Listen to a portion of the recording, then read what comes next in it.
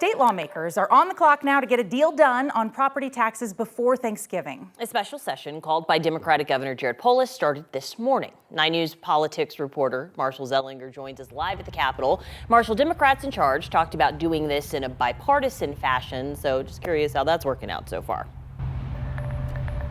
Well, every Republican-sponsored bill has been killed so far, but that's really not surprising given the preview of legislation that we got yesterday from Democratic leadership. The committee rooms that are normally dark this time of year are buzzing with testimony and debate. Lawmakers are back in session after voters rejected Prop HH. Many of the bills that have progressed so far are parts of Prop HH. The big one, sponsored by Democratic Senate President Steve Fenberg, would reduce your property tax increase next year exactly the way Prop HH said it would have, but only for residential properties, not commercial properties. Another bill would provide equal TABOR refunds to everyone. We've got a chart about that. Tax filers would get $847 in TABOR refunds, double the amount if you're a joint filer, instead of getting a TABOR refund based on your income level. That means more refund dollars for lower income levels, which was also part of Prop HH. These solutions align deeply with our values to provide the most relief to the people feeling the brunt of our cost of living crisis. That means targeting our support to working people, renters, and middle-class homeowners.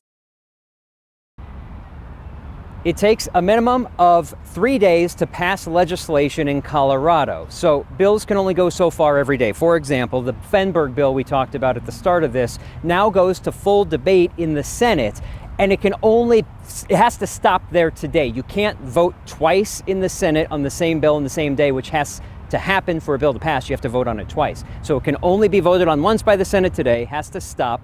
Could happen at 11:59 tonight, and they pick it up at midnight if they wanted to. And then you vote again, and then it goes to the next step, which would be the House. Every bill has to do that, and it's a minimum of 3 days.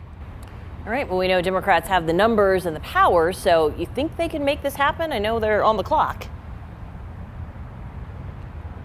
Based on what's happened so far, yes. There are some Democratic bills that have also been killed, not just the Republican bills. There was one that would enhance the senior property tax exemption and make it more money for people who have lived in their home longer than 10 years, seniors and veterans who have lived in their home for longer than 10 years. That one died.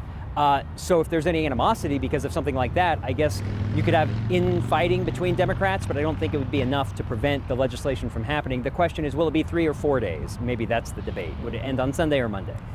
Thank goodness he can keep track of all this. My mind's spinning. Thank goodness we have you, Marshall. Thank you for being there.